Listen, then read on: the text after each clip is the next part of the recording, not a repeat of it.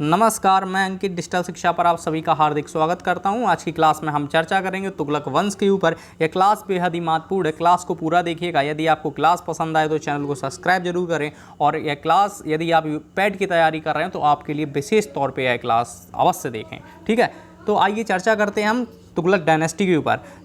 सबसे पहले आपसे क्वेश्चन पूछा जाता है कि बताइए भैया कि जो तुगलक वंश है उसकी स्थापना किसने की। आप बताएंगे कि तुगलक वंश की स्थापना करने वाला गयासुद्दीन तुगलक होता है। कौन होता है? तो बताएंगे गयासुद्दीन तुगलक ने तुगलक वंश की स्थापना की है। ठीक है, अब देखिए गयासुद्दीन तुगलक ने तुगलक वंश की स्थापना तो की, किस वंश को समाप्त करके? आप बताएंगे खिलजी वंश को समाप्त करके। खिलजी वंश के अंतिम शासक नसीरुद्दीन खुसरो शाह की हत्या की थी और तुगलक वंश की स्थापना कर देते हैं। ये कब करते हैं? आप बताएंगे भैया कि 1320 में। कब करते हैं? 1320 में इन्होंने तुगलक वंश की स्थापना की। गयासुद्दीन तुगलक का जब यह काल चल रहा था, जब यह पीरियड चल रहा था, जब यह शासक थे, उस समय करीब 29 बार, याद रखिएगा बेहद ही महत्वपूर्ण, करीब 29 बार मंगोलों ने आक्रमण किया और इन्होंने 29 की 29 बार मंगोलों के आक्रमण को विफल किया। यह क्वेश्चन पूछा जाता है कि बताइए कि गयासुद्दीन तुगलक ने कितने बार मंगोलों के आक्रमण को विफल किया है। आप बताएंगे भैया कि 29 बार मंगोलों के आक्रमण को विफल किया है। ठीक है,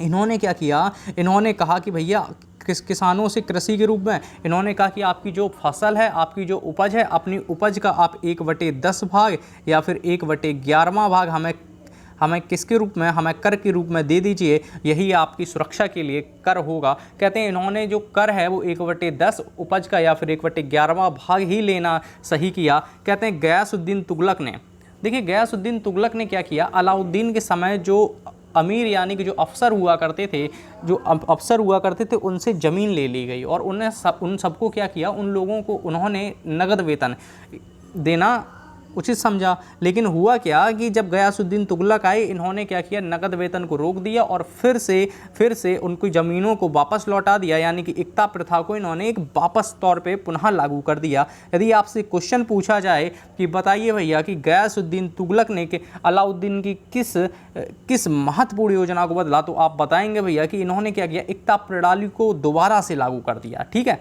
कहते हैं यह पहले ऐसे दिल्ली सल्तनत के शासक हुआ करते थे जिन्होंने कुएं एवं नहरों का निर्माण करवाया। संभवतः सिंचाई के लिए यह पहले ऐसे शासक थे जिन्होंने कुएं एवं नहरों का निर्माण करवाया था। याद रखिए गयासुद्दीन तुगलक, यह बेहद ही महत्वपूर्ण है और यह तुगलक वंश आपके लिए बेहद ही महत्वपूर्ण है। विशेष तौर पे मोहम्मद बिन तुगलक, इन सभी को आज की क्लास में कवर करेंगे। यदि आप चैनल पे नए हैं तो चैनल को सब्सक्राइब जरूर करें और प्लीज़ वीडियो को पूरा देखें। ठीक है, क्लास बेहद ही महत्वपूर्ण है और कंटेंट आप जरूर देखिएगा।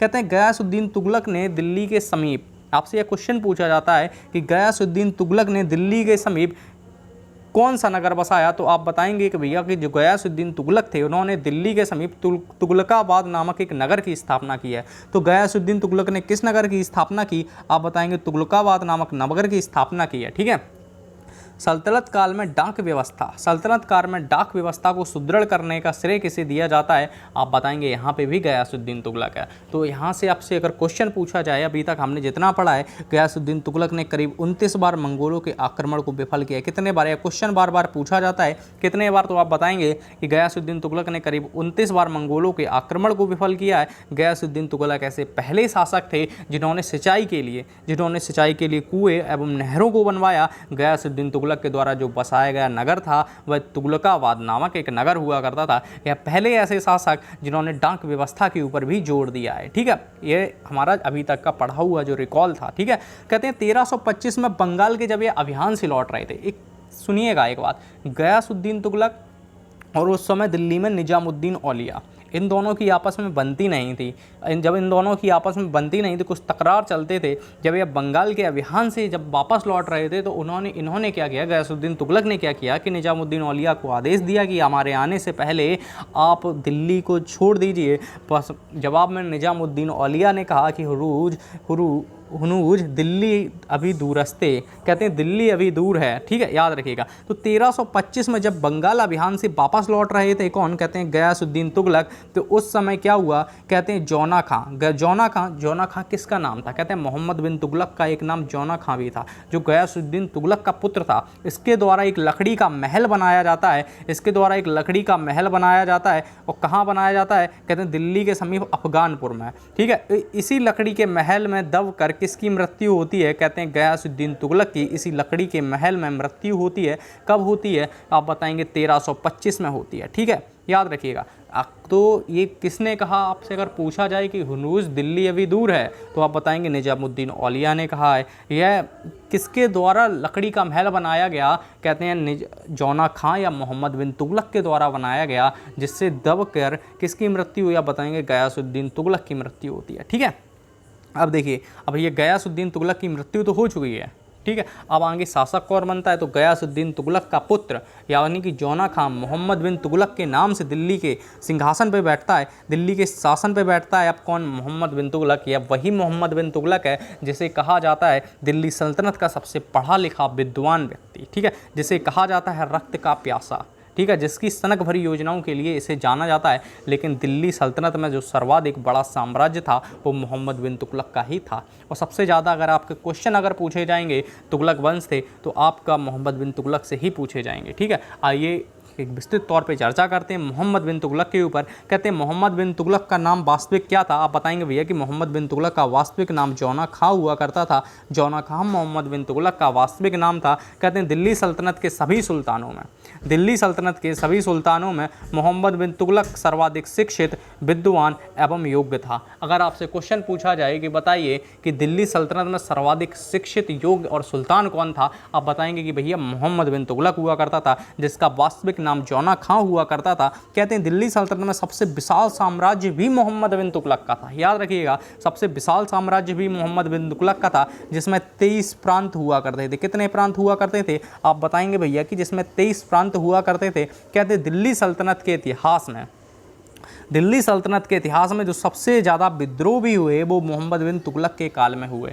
देखिए, जिसका जितना बड़ा साम्राज्य उसके में उतने ही बड़े विद्रोह। अगर आप सीधी सीधी बात है, इसके में कितने प्रांत हुआ करते थे? कहते हैं 23 प्रांत हुआ करते थे। जब इसके में 23 प्रांत हुआ करते थे और कहते हैं इसमें सर्वाधिक 34 विद्रोह भी इसी के काल में हुए। कहते हैं 34 विद्रोह भी इसी के काल में हुए। मोहम्मद बिन तुगलक का जो शिक्षक था वो शेख अलाउद्दीन इसका शिक्षक हुआ करता था। यह क्वेश्चन अगर आपसे पूछा जाए कि बताइए भैया मोहम्मद बिन तुगलक का जो शिक्षक था उसका नाम क्या था? आप बताएंगे भैया शेख अलाउद्दीन इसका नाम था। तुगलक नहीं है, तुगलक यह वही मोहम्मद बिन तुगलक है जिसको सनक भरी योजनाओं के लिए जाना जाता है, क्रूर कृत्यों के लिए जाना जाता है। कहते हैं इसे पागल कहा जाता है, इसे रक्त का प्यासा कहा जाता है, इसे स्वप्नशील कहा जाता है, आदि इसके नाम होते हैं। लेकिन यह दिल्ली सल्तनत का सबसे पढ़ा लिखा, योग्य सुल्तान था। तो यह इसकी सिर्फ गलती इतनी थी कि अपने समय इसका टाइम वह ख़राब था। बस इसकी योजनाएं अच्छी थी पर इसका टाइम ख़राब था।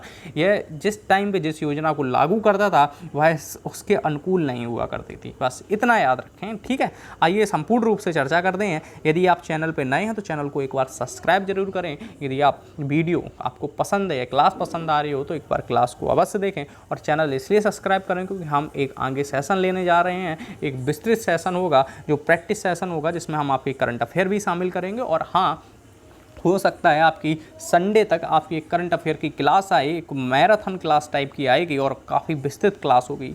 और आपकी जो सबसे ज़्यादा आने के चांस है करंट अफेयर के, वह क्वेश्चन उसमें हम शामिल करेंगे। क्लास वो अवश्य देखिएगा। ठीक है, तो गयासुद्दीन तुगलक जिनको रक्त का पिपासा कहा जाता था, रक्त पिपासा कहा जाता था, पागल कहा जाता था, इत्यादि नाम हुआ करते थे। कहते हैं तुगलक ने कृषि के विकास के लिए दीवान कोही एक विभाग की स्थापना की। यह क्वेश्चन अगर आपसे पूछे कि दीवान कोही विभाग की स्थापना किसके द्वारा की जाती है, आप बताएंगे कि मोहम्मद बिन तुगलक के द्वारा यह स्थापना करी जाती है। कहते हैं 1325 में मोहम्मद बिन तुगलक ने क्या किया? 1325 में मोहम्मद बिन तुगलक ने दोआब क्षेत्र था उसमें कर वृद्धि की। कहते हैं दोआब क्षेत्र में एक कर वृद्धि की। और यह कर वृद्धि इसलिए की कि आपके यहाँ क्या हो, आपके यहाँ दोनों नदियों से पानी आता है, आपके यहाँ फसल अच्छी होती है, इसलिए आप लोग कर चाहता दें। लेकिन हुआ क्या, 1325 में जब इन्होंने कर वृद्धि की उसी समय क्या होता है, कहते हैं दोआब में पड़ता है अकाल, और अकाल पड़ता है दोआब में। यह योजना यहीं फेल हो जाती है। यहाँ के लोगों में इनके प्रति यहाँ गुस्सा आ जाता है। ठीक है, तो 1325 में मोहम्मद बिन तुगलक ने दोआब में कर वृद्धि की, परंतु दोआब क्षेत्र में उस समय सूखा पड़ चुका था। कहते हैं जब सूखा पड़ा तो लोगों ने कहा कि भैया कर कम कीजिए, कर अधिक मत बढ़ाइए। इन्होंने क्या किया, कर बढ़ा दिया। और उस समय यह योजना इनकी फेल हो गई है। ठीक है, 1326 में अब क्या किया, 1325 में दोआब में कर वृद्धि, तो 1326 में इन्होंने राजधानी दिल्ली से उठा के या कहाँ ले गए, कहते हैं देवगिरी ले गए। अब देखिए दिल्ली से राजधानी देवगिरी ले जाने का तुक क्या था, समझिएगा। देखिए दिल्ली पड़ता है एक उत्तर भारत में, और जबकि देवगिरी उत्तर भारत और दक्षिण भारत के बीच में पड़ता है, तो इन्होंने क्या किया, अपने साम्राज्य को संभालने के लिए, दक्षिण भारत में अच्छे से कंट्रोल करने के लिए और उत्तर भारत में भी कंट्रोल करने के लिए यार अपनी राजधानी को देवगिरी ले गए। जब यह राजधानी को देवगिरी ले गए, परंतु वहाँ पे वैसी सुविधाएं नहीं थी, वैसी चीज़ें नहीं थी जो दिल्ली में थी, तो लोग परेशान हो चुके थे। जब यह खुद परेशान हुए गर्मी की वजह से, जब यह खुद परेशान हुए, तो इन्होंने क्या किया, यह अपनी राजधानी 1336 की 1335-36 की साइड या फिर से अपनी राजधानी परिवर्तन करके ले जाते हैं, कहाँ, दिल्ली। अब देखिए जब यह दिल्ली से दौलताबाद गए, आधे लोग तो रास्ते में वैसे ही मर गए, फिर दौलताबाद से दिल्ली आए, बचे खुचे फिर मर गए। कहते हैं बहुत ज़्यादा दिक्कत का सामना हुआ, बहुत ज़्यादा दिक्कत का सामना हुआ। दक्षिण भारत में गर्मी बेहिसाब पड़ती है, ठीक है, समझिएगा। तो यहाँ पे राजधानी परिवर्तन की भी योजना फेल हो गई। इन्होंने देवगिरी का नाम क्या रखा, आप बताएंगे, दौलताबाद रखा। कहते हैं राजधानी परिवर्तन जब इन्होंने किया तो उस समय देवगिरी का नाम इन्होंने दौलताबाद रखा। एक और योजना आती है तीसरी, 1329 में अपनी तृतीय योजना के तहत मोहम्मद बिन तुगलक ने सांकेतिक मुद्रा का प्रचलन किया। यह योजना की अच्छी बात यह थी कि इससे क्या होता था, चांदी की खपत कम करी जा सकती थी। लेकिन इस योजना का दुरुपयोग यह हुआ कि हर दूसरे व्यक्ति अपने घर में ही सिक्का ढालने लगा। जब व्यक्ति अपने घर में सिक्का ढालने लगा तो मार्केट में, जो बाजार में सिक्के क्या हो गए, ओवरफ्लो हो गए, इतने ज़्यादा मात्रा में सिक्के आ गए, कोई व्यक्ति अब काम करना ही नहीं चाहता था। इस वजह से यह योजना भी फेल हो गई। कहते हैं अगर आपसे पूछा जाए कि मोहम्मद बिन तुगलक ने, कहते हैं कौन सी मुद्रा, कहते हैं मोहम्मद बिन तुगलक ने सांकेतिक मुद्रा का प्रचलन किया। यह क्वेश्चन आपसे पूछा जाता है कि बताइए सांकेतिक मुद्रा किसने चलवाई, आप बताएंगे मोहम्मद बिन तुगलक ने चलवाई। आपसे अगर क्वेश्चन पूछा जाए दोआब में कर वृद्धि किसने की, आप बताएंगे मोहम्मद बिन तुगलक ने की। आप बताएंगे देवगिरी का दौलताबाद नाम किसने रखा, आप बताएंगे मोहम्मद बिन तुगलक ने रखा। ठीक है, कहते हैं 1333 में इब्न बतूता मोरक्को से तुगलक, कहते हैं ये क्वेश्चन आपसे इतना ज़्यादा पूछा जाता है, अगर क्वेश्चन आएगा मोहम्मद बिन तुगलक से, इसके आने के सबसे ज़्यादा चांस है। आप कोई सा भी पेपर उठा के देख लीजिए, यदि क्वेश्चन आया है तो मोहम्मद बिन तुगलक से सबसे ज़्यादा बार ये क्वेश्चन आया है। कहते हैं 1333 में इब्न बतूता, जो कि मोरक्को का यात्री हुआ करता था, वह भारत आया और किसके दरबार में आया, तब आप बताएंगे भैया कि मोहम्मद बिन तुगलक के दरबार में यह आया था। और इसकी जो किताब थी, इसकी किताब थी रेहिला। रेहिला किसकी पुस्तक होती है, तो बताएंगे कि इब्न बतूता की पुस्तक होती है। इब्न बतूता कहाँ का यात्री होता है, तो आप बताएंगे इब्न बतूता मोरक्को का यात्री होता है। किसके दरबार में आया, आप बताएंगे मोहम्मद बिन तुगलक के दरबार में आया। ठीक है, काफ़ी बार क्वेश्चन पूछा गया है। ठीक है, और देखिए दिल्ली के सुल्तानों में मोहम्मद बिन तुगलक ही था जो हिंदुओं के त्योहारों में मुख्यतः होली में भाग लेता था। कहते हैं दिल्ली के जो सुल्तान हुए उनमें से जो मोहम्मद बिन तुगलक था, यह जो मोहम्मद बिन तुगलक था हिंदुओं के त्यौहार में बढ़ चढ़ के हिस्सा लिया करता था। यह क्वेश्चन आपसे पूछा जा सकता है कि बताइए कि दिल्ली का वह कौन सा सुल्तान था जो हिंदुओं के त्योहारों में बढ़ चढ़ के हिस्सा लेता था। आप बताएंगे भैया मोहम्मद बिन तुगलक था। ठीक है, तो मोहम्मद बिन तुगलक के काल में दक्षिण में भारत में हरिहर बुक्का नामक दो भाई होते हैं जो विजयनगर साम्राज्य की स्थापना करते हैं। ठीक है, तो मोहम्मद बिन तुगलक के काल में ही दक्षिण भारत में हरिहर और बुक्का नामक दो भाइयों ने 1336 में विजयनगर साम्राज्य की स्थापना की और अपने पिता के नाम यानी कि संगम के नाम पे एक संगम वंश की स्थापना की है। याद रखिएगा, तो हरिहर बुक्का ने कब संगम वंश की स्थापना की, 1336 में की। आपसे पूछे हरिहर बुक्का ने कब विजयनगर साम्राज्य की स्थापना की, आप बताएंगे 1336 में की। ठीक है, किससे विद्रोह करके, आप बताएंगे मोहम्मद बिन तुगलक से। ठीक है, 1347 में अलाउद्दीन हसन बहमन शाह ने उर्फ हसन गंगू के नाम से बहमनी राज्य की स्थापना की है। कब की, 1347 में की है। याद रखिएगा, बेहद ही महत्वपूर्ण है, ये दोनों काफ़ी बार पूछे जाते हैं, इन दोनों को याद रखिएगा। ठीक है, कहते हैं कि मोहम्मद बिन तुगलक की मृत्यु गुजरात से सिंध जाते समय थट्टा में बीमार पड़ जाने के कारण हुई थी। इसके निधन पर बदायूनी लिखता है, अर्थात सुल्तान को प्रजा से और प्रजा को सुल्तान से मुक्ति मिली है। ठीक है, याद रखिएगा, एक बेहद ही महत्वपूर्ण टॉपिक था, कहते हैं मोहम्मद बिन तुगलक। यदि आपसे क्वेश्चन पूछा गया मोहम्मद बिन तुगलक से तो यहीं से इसी सेशन से क्वेश्चन पूछा जाएगा। दिल्ली सल्तनत में अभी तक जितनी भी महत्वपूर्ण चीज़ें थी, अलाउद्दीन खिलजी भी हमने चर्चा किया एक विस्तृत तौर पर। यदि आपने क्लास ना देखो तो जरूर देखें। दिल्ली सल्तनत में अभी तक हम विस्तृत रूप से एक अवश्य महत्वपूर्ण चर्चा करते हुए आए हैं। यदि आप यूपी SSC पैट की तैयारी कर रहे हैं तो अवश्य ही इस क्लास को देखें, ठीक है। आइए फिरोज शाह तुगलक के ऊपर चर्चा करते हैं। देखिएगा, फिरोज शाह तुगलक गयासुद्दीन तुगलक के छोटे भाई रज्जब का पुत्र था, ठीक है। तो फिरोज शाह तुगलक किसका, कहते हैं गयासुद्दीन तुगलक के छोटे भाई रज्जब का पुत्र था। अब गयासुद्दीन तुगलक कौन था, कहते हैं मोहम्मद बिन तुगलक का पिता था, जो कौन था, कहते हैं गयासुद्दीन तुगलक तुगलक वंश का संस्थापक हुआ करता था, ठीक है। अब देखिए, फिरोज शाह तुगलक का राज्याभिषेक सर्वप्रथम ठट्टा में हुआ। अब ठट्टा नामक स्थान पर कहते हैं मोहम्मद बिन तुगलक की मृत्यु होती है। तो फिरोज शाह तुगलक का राज्याभिषेक सर्वप्रथम ठट्टा में हुआ, उसके पश्चात इसका राज्याभिषेक दिल्ली में हुआ। कहने का तात्पर्य इसका 2 बार राज्याभिषेक होता है, किसका, फिरोज शाह तुगलक का। कहते हैं उड़ीसा में पुरी के जगन्नाथ मंदिर को फिरोज शाह तुगलक ने 1360 में ध्वस्त किया था, याद रखिएगा। कहते हैं यह क्वेश्चन अगर यहाँ से पूछा जाए तो यहाँ से ये क्वेश्चन पूछा जाता है कि बताइए कि तुगलक वंश का वह शासक जिसका 2 बार राज्याभिषेक होता है, आप बताएंगे फिरोज शाह तुगलक ऐसा था, ठीक है। देखिए, फिरोज शाह तुगलक ने क्या किया कि अपने शासनकाल में 24 कष्टदायक करों को समाप्त किया और 4 कर लगाए। कहते हैं यह जो कर थे, खराज, खम्स, जजिया और जकात, यह 4 कर लगाए। खैर याद रखिएगा। तो कितने कष्टदायक करों को समाप्त किया, आप बताएंगे 24 कष्टदायक करों को समाप्त। कौन कौन से 4 कर लगाए, कहते हैं खराज लगाया, खुम्स लगाया, जजिया लगाया और जकात लगाया, ठीक है। जजिया लगाने वाला, पुनः जजिया लगाने वाला आप बताएंगे भैया कौन हुआ, तो आप फिर बताएंगे कि फिरोज शाह तुगलक हुआ, ठीक है। खराज भूमि का जो भूमि की उपज थी उसका 1/3 भाग लिया जाता था कर के रूप में। फिरोज शाह तुगलक एक ऐसा शासक था जिसने सर्वप्रथम पहली बार ब्राह्मणों के ऊपर जजिया कर लगाया। ऐसा क्वेश्चन ये अगर पूछा गया तो आपसे ये पूछा जाएगा कि बताइए कि दिल्ली सल्तनत का वह शासक जिसने किसके ऊपर, ब्राह्मणों के ऊपर जजिया कर लगाया। आप बताएंगे फिरोज शाह तुगलक ऐसा शासक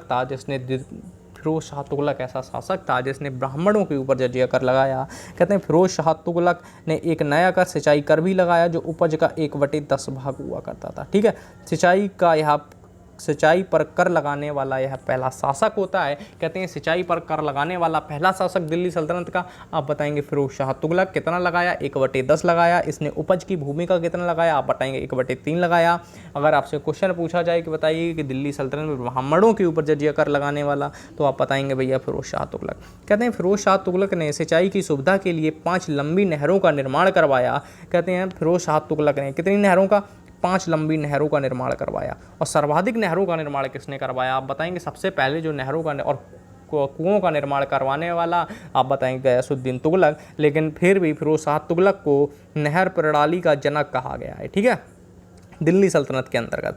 कहते हैं फिरोज शाह तुगलक ने लगभग 300 नए नगर की स्थापना की, जिसमें से कुछ प्रमुख हैं फिरोजाबाद, जौनपुर, हिसार, फतेहाबाद और फिरोजपुर। यह क्वेश्चन आपसे पूछा जाता है, जौनपुर की स्थापना किसने की, हिसार की स्थापना किसने की, फिरोजाबाद की स्थापना किसने की और फतेहाबाद की स्थापना किसने की, आप बताएंगे फिरोज शाह तुगलक के द्वारा यह स्थापना करी जाती है। और जौनपुर की जो स्थापना करते हैं अपने भाई जौना खां की स्मृति में करते हैं, जौना खां यानी कि मोहम्मद बिन तुगलक की याद में करते हैं। कहते हैं अशोक का जो अभिलेख था, मेरठ व टोपरा के अशोक के स्तंभों को लाकर दिल्ली में फिरोज शाह तुगलक ने स्थापित करवाया है, ठीक है। तो मेरठ टोपरा के जो अभिलेख हुआ करते थे, यह अभिलेख अशोक के यहाँ से दिल्ली कौन लाया, आप बताएंगे फिरोज शाह तुगलक लेके आया था, याद रखिएगा। कहते हैं अनाथ स्त्रियों, विधवा महिलाओं, लड़कियों इत्यादि के लिए दीवान खैरात, कहते हैं दीवान खैरात एक विभाग की स्थापना की गई है, ठीक है। तो दीवान खैरात नामक विभाग की स्थापना किसके द्वारा की गई, आप बताएंगे फिरोज शाह तुगलक के द्वारा की गई। किसके लिए हुआ करता था, कहते हैं विधवा, लड़कियों, महिलाओं इत्यादि के लिए यह हुआ करता था दीवान खैरात।